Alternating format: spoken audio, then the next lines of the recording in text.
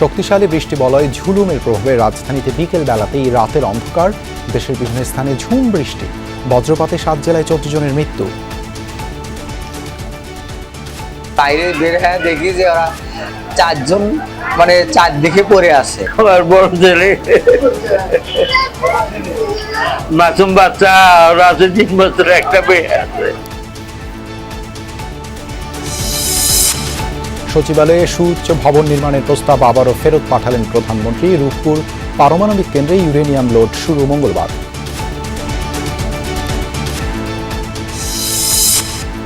ফ্লোরিডায় 2 PhD শিক্ষার্থী হত্যার তদন্ত ও বিচার চায় ঢাকা।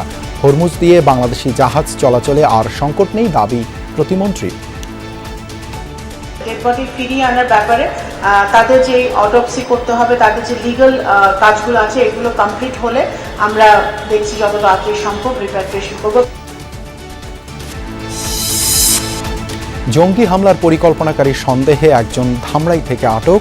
পাকিস্তান ভিত্তিক সংগঠন টিটিপিতে বাংলাদেশিদের সংশ্লিষ্টতার খবরে উদ্বেগ। এক্সটার্নাল ফোর্স এইটার ভেতরে আছে এখন পর্যন্ত মনে হচ্ছে না, বাট ডেফিনেটলি এটা তদন্ত সাপেক্ষ ব্যাপার, তদন্ত করে বের করা উচিত। হামে আরও 8 শিশুর প্রাণহানি, মারা যাওয়াদের অনেকেই সঠিক সময়ে পায়নি টিকা। ঢাকার হাসপাতালগুলোতে বাইরে থেকে আসা রোগীর চাপ। শ্বাসকষ্ট দেখা দিছে, কয় নাকি হার্টবিটে পানি জমছে। সুস্থ আছে কিন্তু এখন তো কোনো উন্নতি পেতেছে না, জ্বর কমতেছে না, পাতলা পায়খানা। চিকিৎসা চলতেছে, এখন কবে সুস্থ হইব তার জানি না। এছাড়াও রাতের বাংলাদেশে থাকছে চট্টগ্রামে কাল সিরিজের প্রথম টি-20তে নিউজিল্যান্ডের বিপক্ষে মাঠে নামবে বাংলাদেশ। ওয়ানডের ধারাবাহিকতায় বজায় রাখতে চান অধিনায়ক লিটন দাস।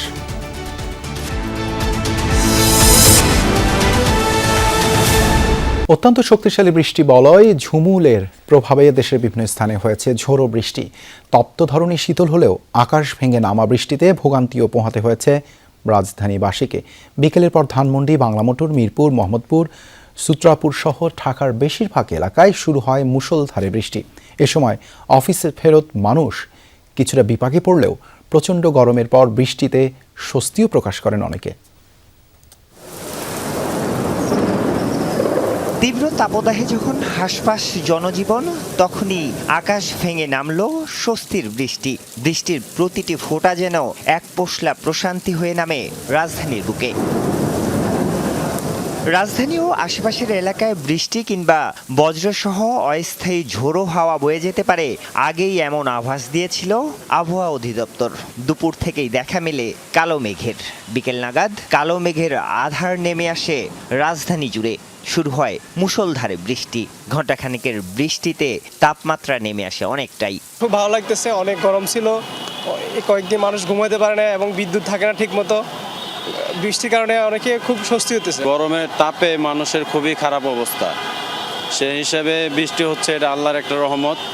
হঠাৎ বৃষ্টিতে কিছুটা বিপাকে পড়তে হয় অফিস ফেরত মানুষকে। কোথাও কোথাও বৃষ্টির পানি জমে তৈরি হয় জলজট। সামান্য ভোগান্তি হলেও তীব্র গরম থেকে মুক্তি মেলায় স্বস্তি প্রকাশ করেছেন সবাই।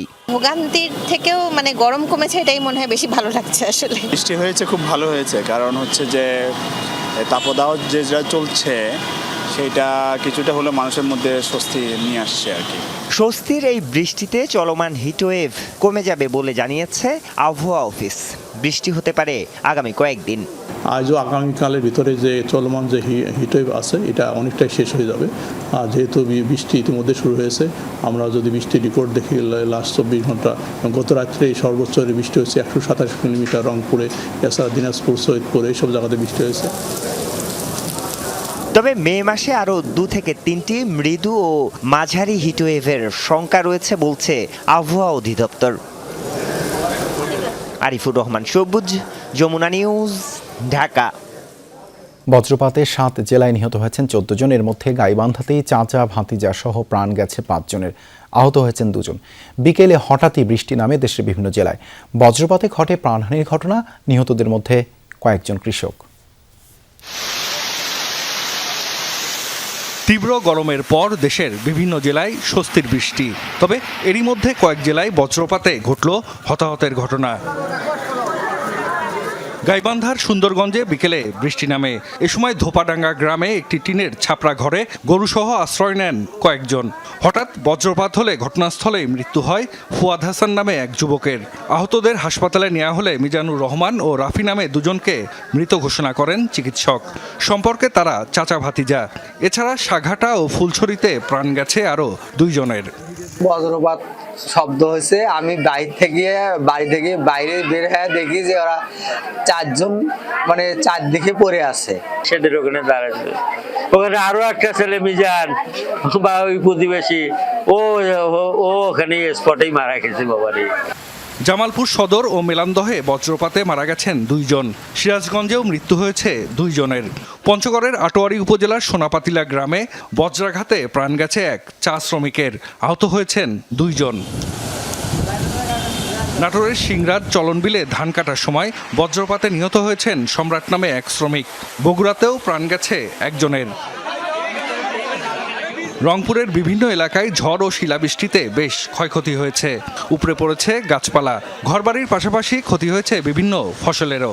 বিদ্যুৎ বিচ্ছিন্ন হয়ে পড়ে কিছু এলাকা। ঠাকুরগাঁয়ে গত মধ্যরাতের কালবৈশাখী ঝড়ে বাড়িঘর ও ফসলের ক্ষতি হয়েছে। এদিকে সিলেট অঞ্চলে ভারী বৃষ্টি ও আগাম বন্যার পূর্বাভাস দিয়েছে আবহাওয়া অফিস। দ্রুত হাওরের ধান কাটার পরামর্শ দিয়েছে পানি উন্নয়ন বোর্ড। জাহিদ হাসান, যমুনা নিউজ।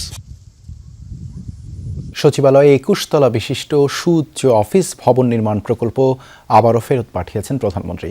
প্রকল্পটি সচিবালয়ে না করে আগারগাঁওয়ের শেরে বাংলা নগর এলাকায় নির্মাণের সম্ভাব্যতা নিয়ে আলোচনা হয়েছে। ফেরত পাঠানো হয়েছে ঢাকা শহরে জরুরি পানি সরবরাহ প্রকল্প। তবে একনেকে উপস্থাপিত 17 প্রকল্পের মধ্যে 14টির অনুমোদন দেওয়া হয়েছে। এর জন্য খরচ হবে প্রায় 13,500 কোটি টাকা। সভায় প্রধানমন্ত্রী তারেক রহমান প্রকল্পের দীর্ঘসূত্রতার কারণ তদন্তের নির্দেশ দিয়েছেন। জাতীয় অর্থনৈতিক পরিষদের নির্বাহী কমিটি একনেকের 2য় সভা সচিবালয়ে। প্রধানমন্ত্রী তারেক রহমানের সভাপতিত্বে অনুষ্ঠিত বৈঠকে উপস্থাপিত 17টি প্রকল্পের মধ্যে 15টি নিয়ে দীর্ঘ প্রায় 2.5 ঘন্টা আলোচনা হয়। এর মধ্যে নতুন 5টি, সংশোধিত 5টি ও মেয়াদ বৃদ্ধির 4টি প্রকল্প অনুমোদন দেয়া হয়, যার খরচ 13,445 কোটি 41 লাখ টাকা। একনেকে অনুমোদিত 14 প্রকল্পের মধ্যে স্বাস্থ্য, অর্থ ও প্রাণী সম্পদ মন্ত্রণালয়ের 3টি প্রকল্প আছে। স্থানীয় সরকার মন্ত্রণালয়ের 4 প্রকল্পের পাশাপাশি অনুমোদন হয়েছে সড়ক পরিবহন ও সেতু মন্ত্রণালয়ের 5টি প্রকল্পের। এর মধ্যে 3 প্রকল্পের মেয়াদ 5 বার বৃদ্ধির কারণ খতিয়ে দেখতে মন্ত্রিপরিষদ সচিবকে আহ্বায়ক করে তদন্ত কমিটি গঠন করা হয়েছে। এর বাইরে রেল মন্ত্রণালয়ের 2টি প্রকল্পের অনুমোদন হয়েছে একনেকে। কয়েকটি প্রকল্পের শর্ত সাপেক্ষ বিভিন্ন বিষয় আছে, কয়েকটি প্রকল্পের ব্যাপারে তদন্তের বিষয় আছে এবং এর মধ্যে অনেকগুলো প্রকল্প পাস হয়েছে। চট্টগ্রাম সিটি কর্পোরেশনের একটা প্রজেক্ট ছিল, যেটা আমাদের যে পরিচ্ছন্ন কর্মী নিবাস, আজকে একনেকে পাস করে দেওয়া হয়েছে এবং আমি সেজন্য মাননীয় প্রধানমন্ত্রী সহ সমস্ত মন্ত্রীদেরকে ধন্যবাদ জানাচ্ছি। উপস্থাপিত হলেও একনেক থেকে দ্বিতীয়বারের মতো ফেরত পাঠানো হয়েছে সচিবালয়ে 21 তলা বিশিষ্ট অফিস ভবন নির্মাণের প্রকল্প। এই ভবন নির্মাণে 649 কোটি টাকা ব্যয় ধরা হয়েছিল। সেই অনুযায়ী প্রতি বর্গমিটারে 52,704 টাকা খরচ নিয়ে সমালোচনা ছিল। এ অবস্থায় আগারগাঁও শেরেবাংলা নগর এলাকায় সচিবালয় স্থানান্তরের দীর্ঘদিনের পরিকল্পনা নিয়ে আলোচনা হয় একনেকে। ঢাকা শহরে জরুরি পানি সরবরাহ প্রকল্পের অনুমোদনও হয়নি একনেকে। চিটগাঁয়ে মুসলিম হলের একটা প্রকল্প ছিল, সেটা আগামী একনেকের মিটিংয়ে আসবে। এর বাইরে যেটা সচিবালয়ে যে বিল্ডিংগুলো আছে, যেটা আপনার 21 তলা বিল্ডিং, যেটা প্রতি ফ্লোরে প্রায় 30,000 স্কোয়ার ফিট, এটা চিন্তাভাবনা করা হচ্ছে যে আগারগাঁওতে সেটা নিয়ে যাওয়া যাবে কিনা। অথবা আমরা জানি যে মালয়েশিয়াতে পুত্রজায়া মিনিস্ট্রি আলাদা একটা মিনিস্ট্রি আছে, সেই টাইপের আলাদা কোনো এই যে আগারগাঁওকে ঘিরে মিনিস্ট্রিয়াল কোনো জায়গা করা যায় কিনা, সেই ধরনের চিন্তাভাবনাগুলো করা হচ্ছে। একনেকের বৈঠকে প্রকল্পের কার্যক্রমে দীর্ঘসূত্রিতার কারণ খতিয়ে দেখার নির্দেশনা দিয়েছেন প্রধানমন্ত্রী তারেক রহমান। প্রকল্প বাস্তবায়নে কেন দীর্ঘসূত্রিতা হয় সেটার ব্যাপারে তদন্ত করার জন্য বলা হয়েছে। আমাদের প্রাণ প্রকৃতিকে রক্ষা করে কিভাবে উন্নতিটা করা যায় সেই সবগুলো দিক থেকে কিন্তু বিচার করা হয়েছে। পরিকল্পনা মন্ত্রী অনুমোদিত 50 কোটি টাকার কম ব্যয় সম্বলিত 33টি প্রকল্প সম্পর্কে একনেক সভায় অবহিত করা হয়। অগ্রগতি রিপোর্ট দেয়া হয় বিগত সময়ে নেয়া অতিরিক্ত ব্যয় ও রাজনৈতিক বিবেচনায় গৃহীত প্রকল্প নিয়েও। আলমগীর স্বপন, যমুনা নিউজ, ঢাকা। চূড়ান্ত পর্যায়ে রূপপুর পারমাণবিক কেন্দ্র থেকে বিদ্যুৎ উৎপাদন। 28 এপ্রিল মঙ্গলবার রূপপুর পারমাণবিক বিদ্যুৎ কেন্দ্রের প্রথম ইউনিটে জ্বালানি দেয়া হবে। আর আগস্টে প্রধানমন্ত্রী তারেক রহমান আনুষ্ঠানিকভাবে বিদ্যুৎ সঞ্চালন কার্যক্রম উদ্বোধন করবেন। অনুষ্ঠানে অনলাইনে যুক্ত হওয়ার সম্ভাবনা আছে রাশিয়ার প্রেসিডেন্ট ভ্লাদিমির পুতিনেরও। রূপপুর পারমাণবিক বিদ্যুৎ কেন্দ্রের ভিত্তিপ্রস্তর স্থাপন হয়েছে প্রায় 13 বছর আগে। দীর্ঘ চড়াই উতরাই পেরিয়ে অবশেষে পরমাণু থেকে বিদ্যুৎ পেতে যাচ্ছে বাংলাদেশ। রিয়েক্টরে জ্বালানি দেওয়া শুরু হবে মঙ্গলবার। পর্যায়ক্রমে লোড করা হবে 163টি ইউরেনিয়াম। এরপর বিভিন্ন পরীক্ষা শেষে আগস্টে হবে প্রথম ইউনিট থেকে 300 মেগাওয়াট বিদ্যুৎ উৎপাদনের আনুষ্ঠানিক যাত্রা। এ বছরের শেষে প্রথম ইউনিট পুরোপুরি চালুর পর আগামী বছর যাত্রা দ্বিতীয় ইউনিটের।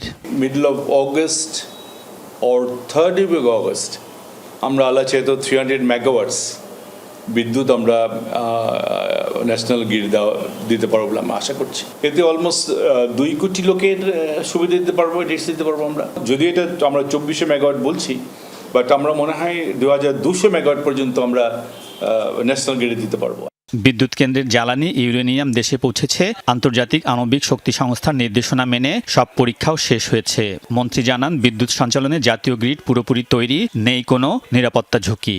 উইদাউট এনি ড্যামেজিং আশেপাশে যা থাকবে আল্লাহ চাইতে ওরকম কোনো ইয়ে হবে না। অ্যারাউন্ড 10,000 টনস অফ বর্জ্য যেটাকে বলি আমরা, ওটার একটা ক্যাপাসিটি আছে যেটাকে স্টোরেজ করা হবে এবং আল্লাহ না কিছুটা হলে এটা it will goes down to the ground.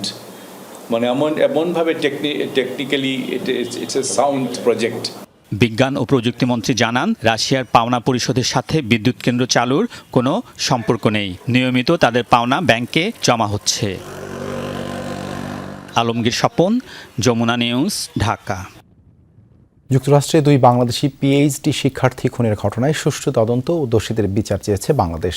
এ ধরনের হত্যাকাণ্ড দুঃখজনক উল্লেখ করে পররাষ্ট্র প্রতিমন্ত্রী শামা ওবায়েদ ইসলাম বলেছেন, এই ইস্যুতে এফবিআই সহ ওয়াশিংটনের সাথে যোগাযোগ রাখছে ঢাকা। মৃতদেহ যত দ্রুত সম্ভব দেশে ফেরাতেও কাজ করছে সরকার। অপর এক প্রশ্নের জবাবে প্রতিমন্ত্রী দাবি করেন, হরমুজ প্রণালীতে বাংলাদেশি জাহাজ চলাচলে আর কোনো সংকট নেই। ফ্লোরিডায় পিএইচডি প্রোগ্রামে থাকা মেধাবী 2 বাংলাদেশি শিক্ষার্থী জামিল লিমন ও নাহিদা বৃষ্টিকে হত্যার দায়ে আটক হয়েছে হিসাম সালে নামক ফিলিস্তিনি বংশোদ্ভূত এক মার্কিনী। জামিলের রুমমেট ছিল সে। উগ্র মেজাজের 26 বছরের হিসাম পারিবারিক সহিংসতা, ট্রাফিক আইন লঙ্ঘন ও চুরির দায়ে আগেও অভিযুক্ত ছিল। এ ঘটনা ওয়াশিংটনের বাংলাদেশ মিশন তদারকি করছে জানিয়ে পররাষ্ট্র মন্ত্রণালয় বলছে, শোকাহত 2 পরিবারের সাথেও কথা বলেছে সরকার। কিভাবে আনুষ্ঠানিকতা শেষে মরদেহ দেশে আনা যায় তা নিয়েও কাজ চলছে বলে জানান প্রতিমন্ত্রী। ডেড বডি ফিরিয়ে আনার ব্যাপারে তাদের যে অটোপসি করতে হবে, তাদের যে লিগ্যাল কাজগুলো আছে, এগুলো কমপ্লিট হলে আমরা দেখছি যত তাড়াতাড়ি সম্ভব রিপ্যাট্রিয়েশন করবো। প্রবাসী কল্যাণ মন্ত্রণালয় এটাতে সহযোগিতা করছে এবং অন্যদের জন্য তো আমাদের অপেক্ষা করতে হবে। আমরা ওদের চেষ্টা করছি যে যত তাড়াতাড়ি সম্ভব আনা যায়। শামা ওবায়েদ জানান, নৃশংস এই হত্যাকাণ্ডে জড়িতদের বিচার চাই ঢাকা। স্টেট ডিপার্টমেন্ট, এফবিআই থেকে শুরু করে সকল সংশ্লিষ্ট এজেন্সির সাথে আমরা যোগাযোগ রাখছি। যুক্তরাষ্ট্র এর ইনভেস্টিগেশনটা ভালো মতো করে, দ্রুততার সাথে করে এবং যারা এই নৃশংস ঘটনা ঘটিয়েছে সেটা বের করে যেন তাদেরকে বিচারের আওতায় আনা হয়। আসে হরমুজ প্রণালী দিয়ে বাংলাদেশি পতাকাবাহী জাহাজ চলাচল প্রসঙ্গও। হরমুজে আমাদের জয়যাত্রা সহ আরও যে সকল জাহাজ আসছে সেগুলো আমরা নিরাপত্তার সাথে আসবে। সম্প্রতি শেষ হওয়া সফরে আফ্রিকার দেশগুলো থেকে জ্বালানি তেল আনা নিয়েও কথা হয়েছে বলে জানান প্রতিমন্ত্রী।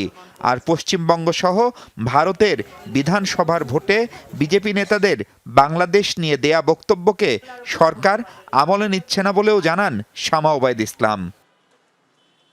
মাহফুজ মিশু, যমুনা নিউজ, ঢাকা। যমুনা টেলিভিশনের সংবাদ প্রচারের পর গুরুত্বপূর্ণ স্থাপনায় জঙ্গি হামলার পরিকল্পনাকারী হিসেবে শনাক্ত 2 জনের একজনকে আটক করা হয়েছে। পরিবার ও গোয়েন্দা সূত্রে জানা গেছে এই তথ্য। সকালে ঢাকার ধামরাইয়ের বাড়ি থেকে তাকে নিয়ে যাওয়া হয় বলে দাবি স্বজনদের। গেল কমাস ধরে হঠাৎ পাকিস্তান ভিত্তিক জঙ্গি সংগঠন তেহরিকি তালেবান বা টিটিপিতে বাংলাদেশিদের যুক্ত হওয়া নিয়ে উদ্বিগ্ন গবেষক ও সামরিক বিশ্লেষকরা বলছেন, এটি শুধু দেশের অভ্যন্তরে নয়, বরং আঞ্চলিক স্থিতিশীলতা নষ্টেরও অপতৎপরতা। তবে এই নিয়ে কথা বলতে রাজি হয়নি পুলিশ ও সংশ্লিষ্ট সংস্থাগুলো। রিয়াজ রাহানের রিপোর্ট, সঙ্গে ছিলেন আরেক সহকর্মী মাহফুজুর রহমান নিপু। গুরুত্বপূর্ণ স্থাপনায় উগ্রবাদীদের হামলার পরিকল্পনা নিয়ে পুলিশ সদর দপ্তরের গোপনীয় চিঠির সংযুক্তিতে 2 ব্যক্তিকে হামলার পরিকল্পনাকারী হিসেবে উল্লেখ করা হয়, যাদের একজন ঢাকার ধামরাইয়ের রাকিব হাসান ওরফে ওবায়দা আল ওসামা। এ নিয়ে শনিবার সংবাদ প্রচার করে যমুনা টেলিভিশন। এটি রাকিবের গ্রামের বাড়ি ধামরাইয়ের ঘোড়াকান্দা এলাকা। বাড়িতে গেলে তার স্বজনরা জানান, রোববার সকালে বাড়ি থেকে মোটরসাইকেলে করে কে বা কারা রাকিবকে নিয়ে গেছে। ওকে জিজ্ঞেস করতেছে যে রাকিব আসো, তোমাকে একটা কথা আছে। মালিকে ডাকে, আমার এক নানাই জিজ্ঞাইলো যে কি কোন যাস, কয় যে নেই। তার বাদে ওরা হুন্ডা উঠিয়ে তারপরে নিয়ে গেছে। রাকিব সাভার এলাকায় ভ্যানে করে পানি বিক্রি করতো বলে জানান তারা। মানে দোকানে দোকানে আপনার পানি দিত। ও বাড়িতে আইসে তাও 1 মাস ধরে। 5-6 দিন। হ্যাঁ, 5-6 দিন হইব। আরেকটি ঘটনার দিকে নজর দেওয়া যাক। চলতি মাসের 13 তারিখ ঝিনাইদহের মহেশপুর উপজেলার ভারত সীমান্তবর্তী ইছামতি নদীতে একটি অজ্ঞাত লাশের সন্ধান মেলে। পরবর্তীতে অজ্ঞাত হিসেবেই তাকে দাফন করা হয়। সপ্তাহখানেক পর আফগানিস্তানের এক নাগরিক ওই ব্যক্তিকে তার ভাই বলে দাবি করে। নাম হাসমত মোহাম্মদী। গোয়েন্দা সূত্র মতে নিহত ওই আফগান নাগরিক 5 বছর জেল খেটেছেন ভারতের একটি কারাগারে। হাসমত মোহাম্মদী পাকিস্তান ও আফগানিস্তান কেন্দ্রিক কোনো উগ্রবাদী সংগঠনের সদস্য হতে পারে বলেও ধারণা করছেন গোয়েন্দারা। গত 24 এপ্রিল তারিখে একজন আফগানিস্তানের নাগরিক মোহাম্মদ ইরা, তিনি ইউএসএ প্রবাসী, তিনি মহেশপুর থানায় এসে দাবি করেন যে ওই লাশটি তার ভাইয়ের এবং তিনি ছবি দেখে লাশটি শনাক্ত করেছেন। গেল বছরের জুলাইয়ে ফয়সাল নামের এক ব্যক্তিকে আটক করে এন্টি টেররিজম ইউনিট, যার বিরুদ্ধে পাকিস্তান ভিত্তিক তেহরিকে তালেবানের সঙ্গে সম্পৃক্ততার অভিযোগ পাওয়া যায় বলে জানান এটিইউ কর্মকর্তারা। এই ব্যাপারে সাভার থানায় দায়ের করা মামলার এজাহারে বলা হয়, গ্রেফতারকৃত ফয়সাল ও তার বন্ধু আহমেদ জুবায়ের ওমরা পালনের উদ্দেশ্যে 2024 সালের 18 অক্টোবর দেশ ছাড়ে। এর 10 দিন পর তারা দুজনেই পাকিস্তান পৌঁছায়। সেখান থেকে আফগানিস্তান হয়ে আবারও যায় পাকিস্তানে। এরপর ফয়সাল সৌদি আরব হয়ে দেশে ফিরলেও পাকিস্তানে সেনাবাহিনীর অভিযানে মারা যায় জুবায়ের। প্রশ্ন হচ্ছে, অতীতে পাকিস্তান ও আফগানিস্তান ভিত্তিক উগ্রবাদী সংগঠনগুলোর সঙ্গে জড়ালেও হঠাৎ কেন টিটিপির দিকে ঝুঁকছে বাংলাদেশে উগ্রবাদীরা? দীর্ঘ 2 দশক ধরে উগ্রবাদ নিয়ে কাজ করা সাংবাদিক ও গবেষক আবুল কালাম আজাদ মনে করেন, এর পেছনে বৈশ্বিক রাজনীতির সমীকরণ বিদ্যমান। এখন তারা লস্করে তৈবতে না যেয়ে কেন তারা টিটিপিতে জয়েন করছে, এই প্রশ্নের উত্তর পেলে কিন্তু আমরা অনেক ডাইমেনশন আমরা বুঝে যাব। তো ধরুন, লস্করি তৈবা হচ্ছে যে এন্টি ইন্ডিয়ান এবং তারা কাশ্মীর ভিত্তিক এবং তারা ইন্ডিয়ান সেনাবাহিনীর বিরুদ্ধে যুদ্ধ করছে স্বাধীন কাশ্মীর রাষ্ট্রের জন্য। অন্যদিকে টিটিপি হচ্ছে আপনার এন্টি পাকিস্তানের বিরুদ্ধে তারা যুদ্ধ করছে, তারাও তাদের মতো একটা শাসন ব্যবস্থা কায়েম করতে চায়। রাষ্ট্রীয় বিভিন্ন বাহিনীতে টিটিপির আনাগোনা বেড়েছে বলে দাবি করেছে ভারতের উত্তর পূর্বাঞ্চলীয় একটি সংবাদ মাধ্যম। প্রায় একই ধরনের সংবাদ প্রচার করেছে দেশীয় গণমাধ্যমও। তবে এমন খবরের সত্যতা যাই থাকুক, সবকিছু আমলে নিয়ে পদক্ষেপ নেওয়া জরুরি বলে মত ভূ রাজনীতি বিশ্লেষকদের। এক্সটার্নাল ফোর্স এইটার ভেতরে আছে এখন পর্যন্ত মনে হচ্ছে না, বাট ডেফিনেটলি এটা তদন্ত সাপেক্ষ ব্যাপার। তদন্ত করে বের করা উচিত যে এটার পেছনে কারা, কিভাবে তারা এটা পেল। এবং এটা আই এম শিওর যে যদি বাহিনী যদি তদন্ত করে, এটা নিরপেক্ষ তদন্ত হবে, কোনো সন্দেহ নেই এর ভেতরে কোনো গুঞ্জাইশ থাকার কোনো অবকাশ নেই। উগ্রবাদীদের হামলার পরিকল্পনার ভিত্তিতে নিরাপত্তা ব্যবস্থা ও সামগ্রিক বিষয়ে জানতে অনেকবার চেষ্টা করেও পাওয়া যায়নি পুলিশ সদর দপ্তরের কর্মকর্তাদের। রিয়াজ রায়হান, যমুনা নিউজ, ঢাকা। পুলিশ, অ্যাম্বুলেন্স, ফায়ার সার্ভিস সহ জরুরি কাজে নিয়োজিতদের জন্য তেলের রেশনিং থাকছে না বলে সংসদকে জানিয়েছেন প্রধানমন্ত্রী তারেক রহমান। পয়েন্ট অফ অর্ডারে করা প্রশ্নের উত্তরে এই কথা বলেন প্রধানমন্ত্রী। জাতীয় সংসদ অধিবেশনের 21তম কার্যদিবসে সংসদ সদস্যদের জন্য বিদ্যমান শুল্কমুক্ত গাড়ি সুবিধা বাতিল করে সংসদ সদস্য পারিতোষিক ও ভাতাদি সংশোধন বিল 2026 কণ্ঠভোটে পাশ হয়। এছাড়া জ্বালানি পরিস্থিতি মোকাবেলায় করণীয় ঠিক করতে 10 সদস্যের সর্বদলীয় বিশেষ কমিটি গঠন হয়েছে, যার মেয়াদ হবে বিজ্ঞপ্তি প্রকাশের পর থেকে 30 দিন। জরুরি জনগুরুত্বপূর্ণ বিষয়ে প্রশ্নোত্তর টেবিলে উত্থাপিত হয় এদিন, যেখানে সড়ক পরিবহন মন্ত্রী জানান ঢাকা ময়মনসিংহ মহাসড়ক 8 লেনে উন্নীত করতে ফিজিবিলিটি স্টাডি করা হচ্ছে। যমুনা সেতুর উপর যানজট কমাতে 2033 সালের মধ্যে দ্বিতীয় যমুনা সেতু নির্মাণের সুপারিশ করা হয়েছে। পুলিশ সহ এমার্জেন্সি বাহিনী যারা আছে, পুলিশ হোক, অ্যাম্বুলেন্স হোক, ফায়ার ব্রিগেড, এই জাতীয় যারা আছে, তাদের উপর থেকে এই যে এম্বার্গোটা ছিল এটা সরিয়ে নেওয়া হয়েছে। এটা আরো 2 দিন আগে এই সিদ্ধান্তটি আমরা গ্রহণ করেছি, 2 দিন আগে এটি ক্লিয়ার করে দেওয়া হয়েছে। কাজে আশা করি ইনশাল্লাহ এই সমস্যা আর হওয়ার কথা না। দেশে আবারও ভয় আতঙ্কের পরিবেশ তৈরি হচ্ছে এমন দাবি সংসদ সদস্য হাসনাত আব্দুল্লাহর। বলেন, দমন পীড়নের রাজনীতি শুরু হলে জুলাইয়ের বিতাড়িত অপশক্তি লাভবান হবে। এদিকে মৎস্য ও প্রাণী সম্পদ প্রতিমন্ত্রী বলেন, জুলাই নিয়ে আওয়ামী লীগের মতো আচরণ করছে বিরোধী দল। জুলাই ইস্যুতে উত্তপ্ত ছিল সংসদ, সবার অবদান স্বীকার করার আহ্বান সদস্যদের।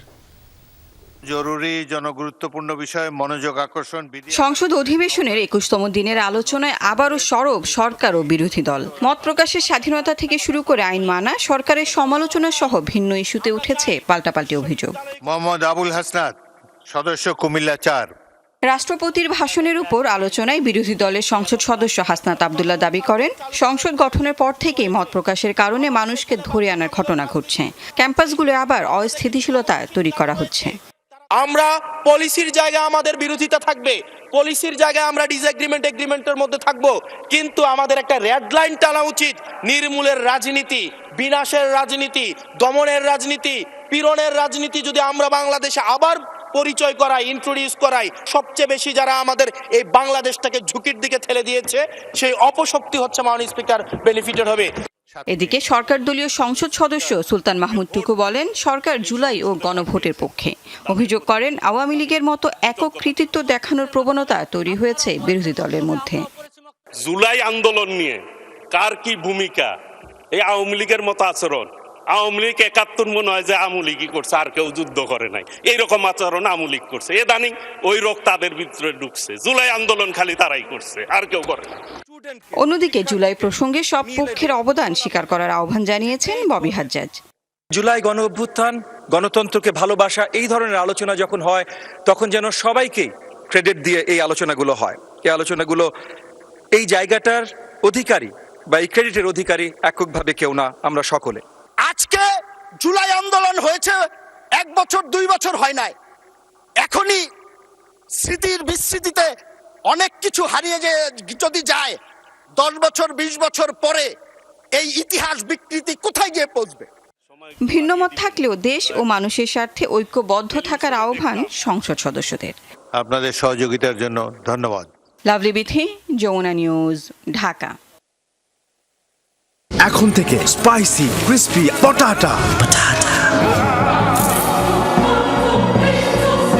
প্রাণ পটাটা একটি স্বনির্ভর বিস্কুট।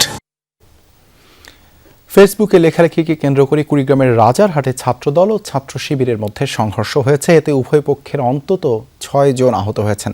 স্থানীয়রা জানায়, গণভোটের রায় বাস্তবায়নের দাবি এবং বিভিন্ন বিষয় নিয়ে সামাজিক যোগাযোগ মাধ্যম ফেসবুকে লেখালেখিকে কেন্দ্র করে দুই পক্ষের মধ্যে উত্তেজনা তৈরি হয়। এর জেরে আজ বিকেল 3টার দিকে দেশীয় অস্ত্র নিয়ে উভয় পক্ষ সংঘর্ষে জড়ায়। এতে উপজেলা ছাত্রদলের আহ্বায়ক রুবেল পাটোয়ারি, উপজেলা ছাত্র শিবিরের সভাপতি মোহাম্মদ সুজন মিয়া সহ 6 জন আহত হয়। পুলিশ বলছে, এখন পরিস্থিতি স্বাভাবিক রয়েছে, অভিযোগ পেলে তদন্ত করে আইনি ব্যবস্থা নেওয়া হবে। হামে আক্রান্ত হয়ে শিশু মৃত্যু থামছেই না। গেল 24 ঘন্টায় সারা দেশে আরও 8 শিশুর মৃত্যুর খবর জানিয়েছেন স্বাস্থ্য অধিদপ্তর। বিভিন্ন জেলা থেকে আসা রোগীদের বেশ চাপ রয়েছে ঢাকার হাসপাতালগুলোয়। চিকিৎসকরা বলছেন, মারা যাওয়া শিশুদের অনেকেই সঠিক সময়ে টিকা পায়নি। মৃত্যুর নেপথ্যে আছে অপুষ্টি আর দেরি করে হাসপাতালে আসার প্রবণতাও। অবুঝ শিশুর এই ভাষা মা ছাড়া আর কি কেউ বুঝতে পারে? হাসপাতালের বারান্দায় কাতরানো আদরের সন্তানকে সান্ত্বনা দিচ্ছেন মা আয়েশা আক্তার। 1 মাস 6 দিন ধরে রাজধানীর সংক্রামক ব্যাধি হাসপাতালে হামের সাথে লড়ছে এই শিশু। এই হাসপাতালে চিকিৎসা নেওয়া শিশুদের মধ্যে সবচেয়ে বেশি সময় ধরে ভর্তি থাকা রোগী সে। শ্বাসকষ্ট দেখা দিছে, কয় নাকি হার্টবিটে পানি জমছে, তারপরে আবার কয় নাকি টিবি হয়েছে। এরকম করতে করতে এখন পোলারে নিয়ে অসুস্থ।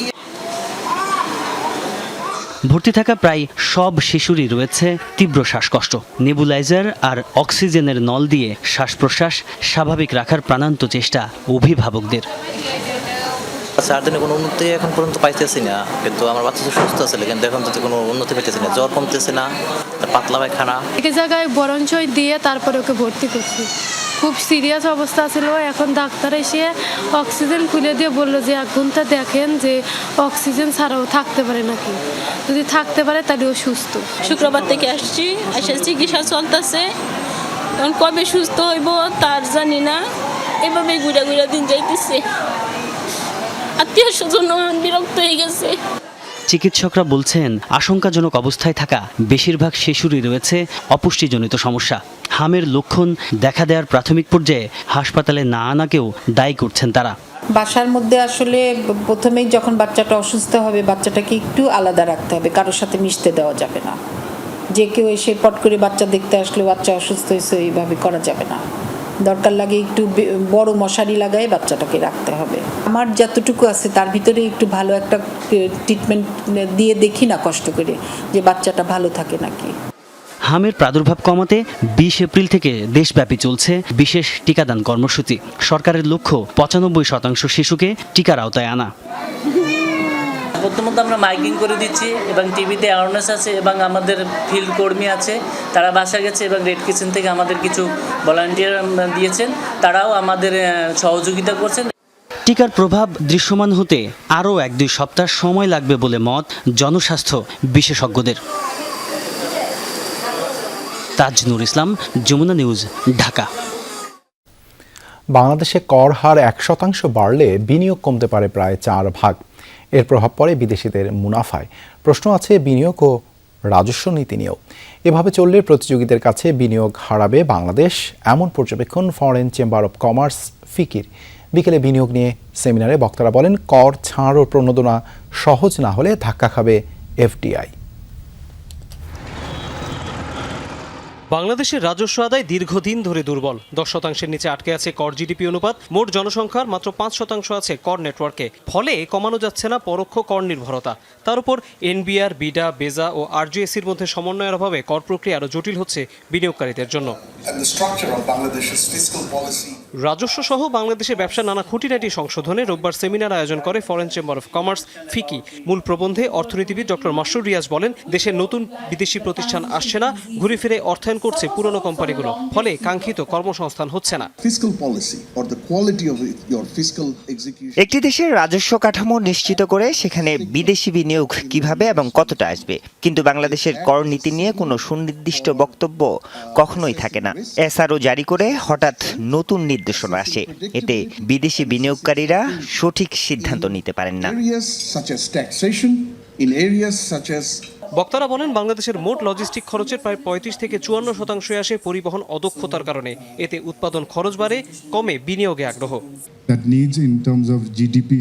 বাংলাদেশের জিডিপির আকার $500 বিলিয়ন, কিন্তু সেই তুলনায় অবকাঠামো খাতে বিনিয়োগ খুবই কম।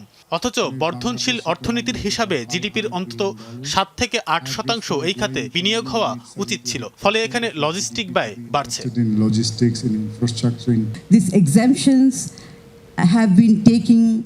নতুন ব্যবসা কিংবা উদ্যোক্তাদের জন্য কর ছাড় ও প্রণোদনা প্রয়োজন, এতে কোনো সন্দেহ নেই। কিন্তু এই সুবিধা কতদিন চলবে তা নিয়ে সুনির্দিষ্ট কিছু বলা হয় না। ফলে অনেক ব্যবসায়ী বিভ্রান্ত হন, আবার অনেকে এই সুযোগ পেতেই থাকেন। শুধু রাজস্ব কাঠামো শক্তিশালী হলে ব্যবসার পরিবেশ ঠিক হয়ে যাবে না।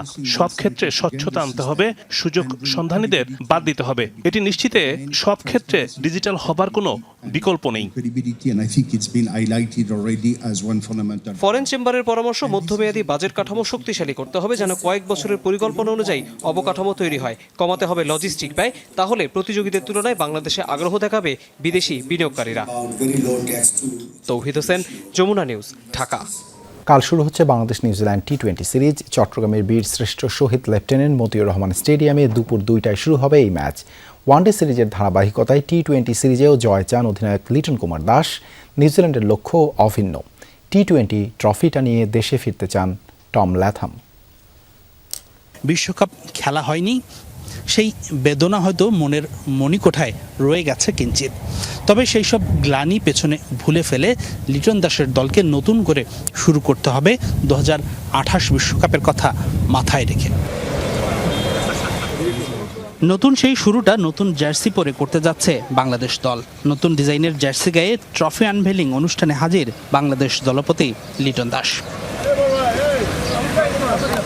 টি-20 সিরিজের ট্রফিটা খুবই দৃষ্টিনন্দন। নিশ্চিতভাবে জয় তুলে এই ট্রফিটাকে নিজের করে নিতে চাইবেন লিটন। পরবর্তী বিশ্বকাপ প্রায় 2.5 বছর পর, তবে আপাতত লক্ষ্য একটাই, নিশ্চিতভাবেই নিউজিল্যান্ডের বিপক্ষে সিরিজ জয়। 2028-এর যে আমাদের মেন যে গোল ওয়ার্ল্ড কাপ, সেটা তো আমরা জানি যে এশিয়াতে না। সো ওইভাবে চিন্তা ভাবনা করবো। লাস্ট ওয়ার্ল্ড কাপের প্রিপারেশনটাও খুব ভালো ছিল, তো চেষ্টা করব ওখান থেকে যেন এই টিমটাকে ভালো করে ধরে রাখা যায়। নিউজিল্যান্ড ম্যাচে বাংলাদেশের ব্যাটিং সেটআপে পরিবর্তন আসছে না। একাদশ গঠনের মূল চ্যালেঞ্জ পেস আক্রমণ। কারণটা সবার জানা, ফিজ, তাসকিন আর রানার বিশ্রাম। বলারদের ক্ষেত্রে জিনিসটা খুবই ইজি যে রোটেট করে খেলানো। আর আপনারাও জানেন যে দুজন নেই, তারা বাংলাদেশের জন্য বিগ অ্যাসেট। তা আমি চাই না যে তারা কন্টিনিউ ক্রিকেট খেলে ইনজুরি হয়ে ফিনিশ হয়ে যাক, কারণ সামনে জানেন আমাদের ওয়ানডে ফর্মেটে অনেক গেম আছে, টেস্টও আছে। তানজিদ তামিম, সাইফ হাসান, লিটন দাস, পারভেজ ইমন, তাওহিদ হৃদয়, শামীম পাটোয়ারি। এরপর লোয়ার অর্ডারে শেখ মেহেদী ও রিশাদ হোসেন। এই হলো বাংলাদেশের ব্যাটিং অর্ডার। এদিকে নিউজিল্যান্ড টি-20 দল তুলনামূলক অনভিজ্ঞ, কিন্তু ব্ল্যাক ক্যাপরা খুবই আত্মবিশ্বাসী। আমাদের স্কোয়াডের আন্তর্জাতিক ক্রিকেটের অভিজ্ঞতার কিছুটা ঘাটতি আছে সত্যি, তবে ঘরোয়া ক্রিকেটের প্রচুর ম্যাচ খেলেছে তারা। সবাই প্রস্তুত। আমি চাই তারা তাদের স্কিলের উপর আস্থা রাখুক। হাসিনুর রহমান, যমুনা স্পোর্টস, চট্টগ্রাম। ওমান সফর শেষে আবারও পাকিস্তান পৌঁছেছেন ইরানের পররাষ্ট্রমন্ত্রী আব্বাস আরাকচি। আজ সন্ধ্যায় ইসলামাবাদে পৌঁছান তিনি। ইরানের সরকারি বার্তা সংস্থা IRNA নিশ্চিত করেছে এই তথ্য। গতকাল ইসলামাবাদ থেকে ওমানের সংক্ষিপ্ত সফরে গিয়েছিলেন তিনি। মধ্যপ্রাচ্যে চলমান উত্তেজনা নিরসনে সেখানকার সুলতানের সাথে বৈঠক করেন আরাকচি। ওমান সফরের আগে শনিবার ইসলামাবাদে পাকিস্তানের প্রধানমন্ত্রী ও সেনাপ্রধানের সঙ্গে বৈঠক করেন তিনি। সোমবার ইসলামাবাদের পাকিস্তানের এই দুই নেতার সঙ্গে আলোচনার টেবিলে বসার কথা রয়েছে তার।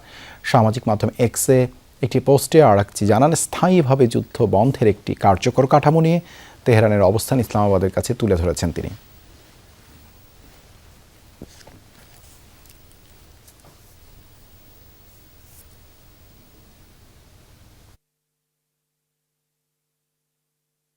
ট্রাম্পের ডিনার পার্টিতে হামলার ঘটনায় নিন্দা জানিয়েছে যুক্তরাজ্য, জাপান, ভারত, ফ্রান্স, জার্মানি সহ বিভিন্ন দেশ।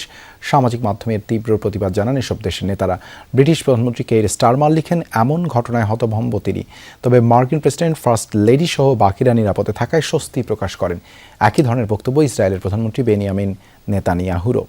জাপানের প্রধানমন্ত্রী সানায়ে তাকাইচি বলেন, বিশ্বের কোথায়ই সন্ত্রাসবাদ গ্রহণযোগ্য নয়। হামলায় ট্রাম্প সহ কেউ হতাহত না হওয়ায় স্বস্তির কথা জানান অস্ট্রেলিয়ার প্রধানমন্ত্রী অ্যান্থনি আলবানিজ এবং ভারতের প্রধানমন্ত্রী নরেন্দ্র মোদী। গণতন্ত্রে সন্ত্রাসবাদের কোনো জায়গা নেই এমন মন্তব্য করেন ফরাসি president Emmanuel Macron. German chancellor Friedrich মার্সের পক্ষ থেকেও এসেছে নিন্দার বাণী।